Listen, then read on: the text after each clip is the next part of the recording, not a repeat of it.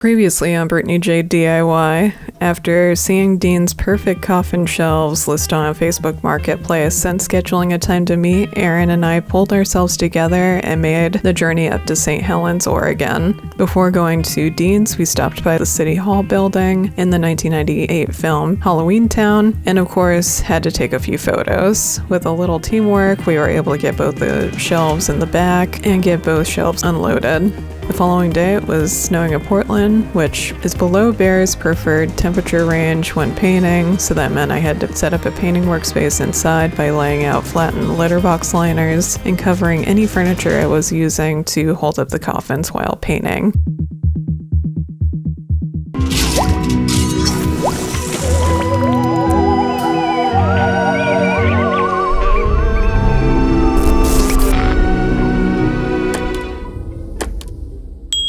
Hey creeps. Some of you may be wondering at this moment why the heck this isn't a Halloween project video like previously promised. And all I can say for myself is I'm bad with dates, and I can't be trusted to keep track of secondary holidays. I had a facepalm moment when I realized that I scheduled what should have been a Halloween video 2 days after the holiday, so I quickly switched gears and moved this video 2 weeks forward, and now that leaves open the opportunity to start dabbling in a new series that I've been really excited about doing on the channel, which we'll talk more about that at the end of this video. Today we're picking up right where the last video left off by doing a much needed nightstand refresh with the other coffin shelf that I purchased from Dean. I'll be sure to include his email and Facebook seller page in the video description. Welcome to the channel, place to come for spooky DIY home and lifestyle content all year long. Let's go back in time and paint a coffin shelf. I had Behr indoor paint and primer and shark fin left over from a previous project that ended up being the perfect amount and coverage for this little coffin shelf. In total, I used half a quart of paint for this project.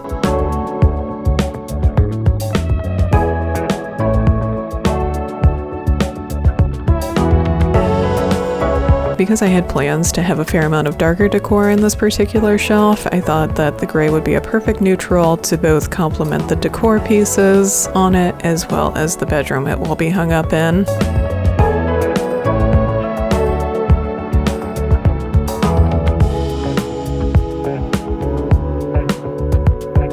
For this refresh, I'll be addressing the wall decor as well as the door and top of nightstand clutter. To begin this process, I removed the jewelry from the jewelry holder shelf. I also made sure to remove the hooks from the shelf so that I could reuse them on the new coffin shelf.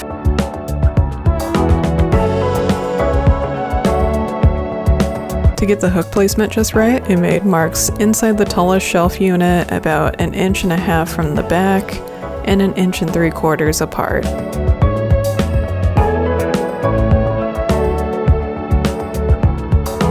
After considering which hanging hardware type to use, I ultimately decided on 4 50-pound D-ring hangers that I carefully screwed so that they went into the back of the top shelf. Because of the screw length for this hardware, I was worried that if I hadn't strategically placed them, the tips probably would have gone through the back of the shelf. I'm so excited to announce that I finally have a drill. It's been a long time coming. Looking back on past projects, there were many situations where I could have used one of these, and now I have one. In the future, I would love to add more power tools to my collection, but for now, this is an excellent start.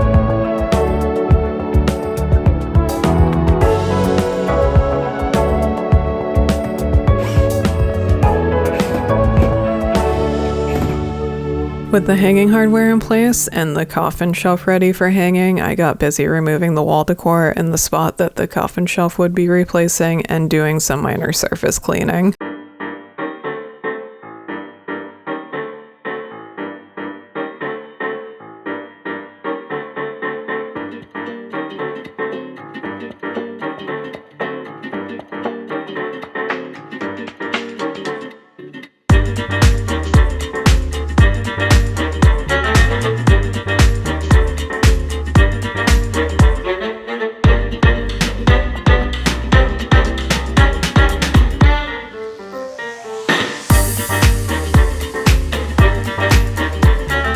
To determine how high I wanted to hang the coffin shelf on the wall, Aaron helped me out by holding the shelf on the wall. After agreeing on a height, we traced the top of the coffin perimeter as a reference when drilling in the screws. I then verified the distance between hangers and then made marks before screwing in the drywall anchors.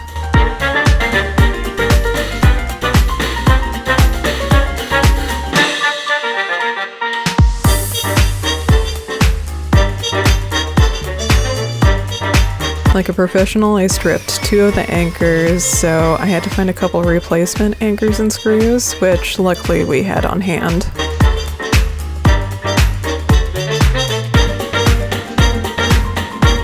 After getting all 4 screws and anchors in the wall, I was able to hang the coffin shelf.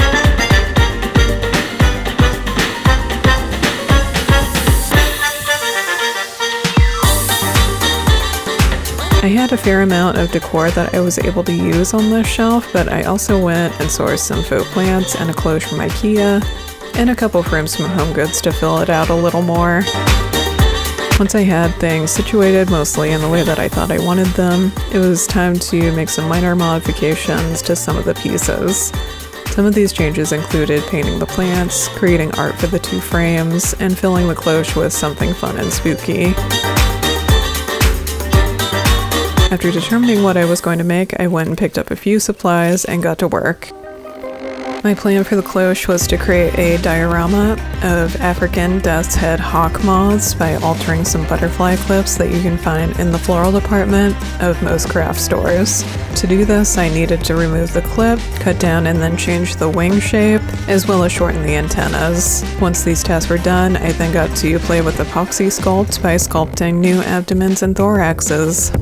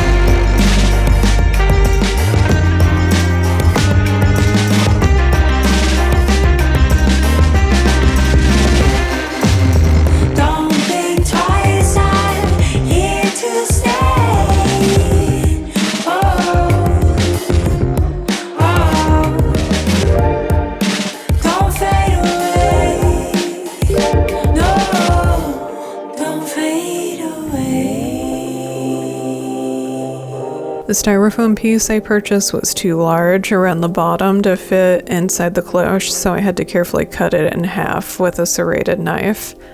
Ultimately, I found rocking the blade back and forth was a whole lot faster and safer when doing this cut.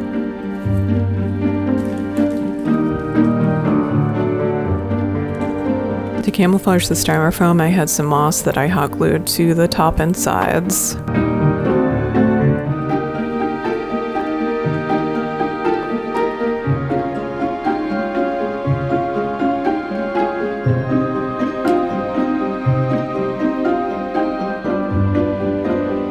One way that I found to simplify the spray painting process was to cut a spare piece of wire into thirds and stick each moth onto a segment of wire to then stick into the scrap piece of styrofoam to have spray painting access to all sides.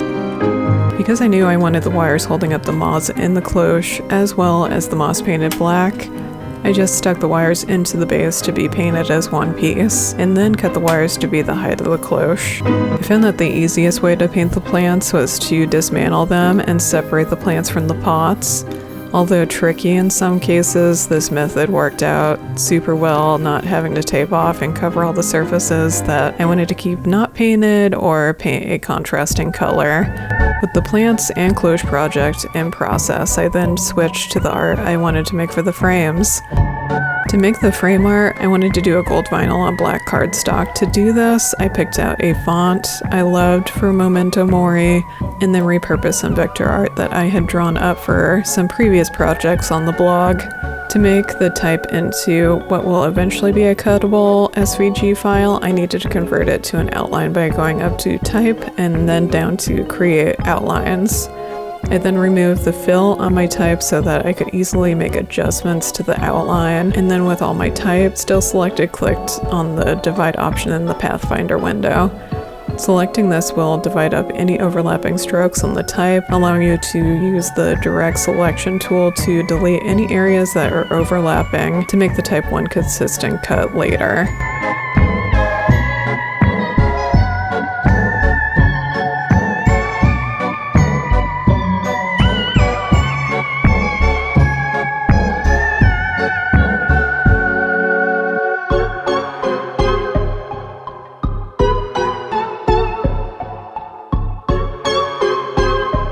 After getting my artwork formatted for both frames, I made each piece into a compound path under Object before exporting my work as an SVG. I then opened up the SVG in Cricut Design Space and selected the vinyl cut setting to cut the Smart Vinyl that I was cutting for this project.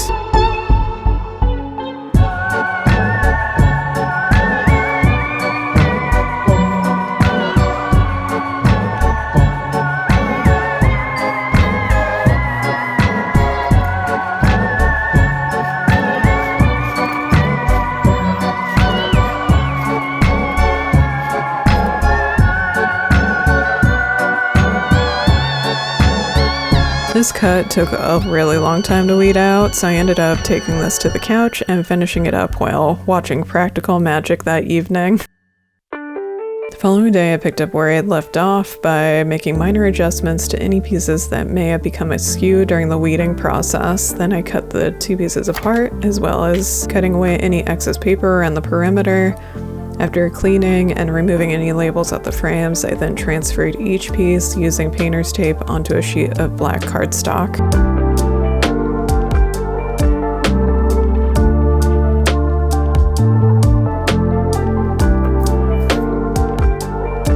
When trying to determine what I should make, I thought about what I would personally find inspiring to read at the beginning of every day. It may be morbid for some, but nothing motivates me more than my mortality. I've unfortunately known a fair amount of people, both young and old, that have passed away or been diagnosed with a detrimental illness, and it's made me painfully aware of how precious our time is. Memento Mori is the Latin phrase for remember you must die, which for me illustrates this sentiment perfectly.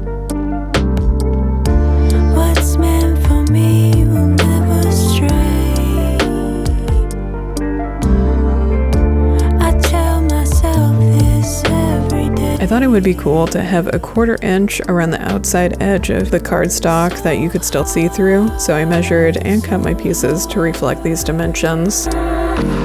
Following my truth with the sun in my eyes. Big love can blind you, but I will be fine. Following my truth with the sun in my eyes. I had to cut some of these plants apart to get them separate from the pots, so I was pleased by how easily they hot glued back together. I wasn't sure if I was going to like how these plants looked after painting them gold, but decided to try the color change out to make all the featured decor more cohesive. Let me know in the comments if plant painting is a-okay in your book or a hard no for you after the reveal. The forest through the trees. Sometimes To get little skulls on the thorax of each Hawkmoth, I first drew out the eyes, nose, and outline with a fine tip paint pen, and then went in with a fine tip paintbrush and black acrylic paint to fill in the area around the skull, the center of the abdomen, and sections of the wings. I used an image of the African death's head Hawkmoth for reference, but I will admit they ultimately turned out a little stylized.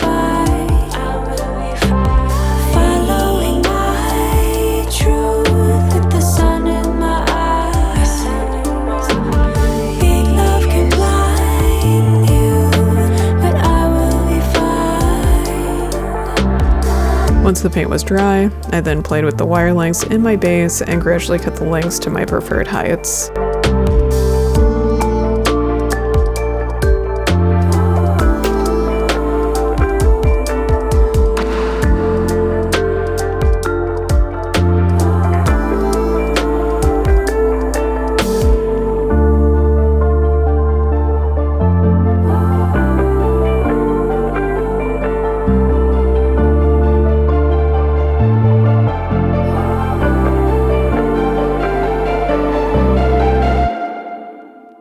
I feel like this outro is a special one because for the first time I actually have two reveals for you.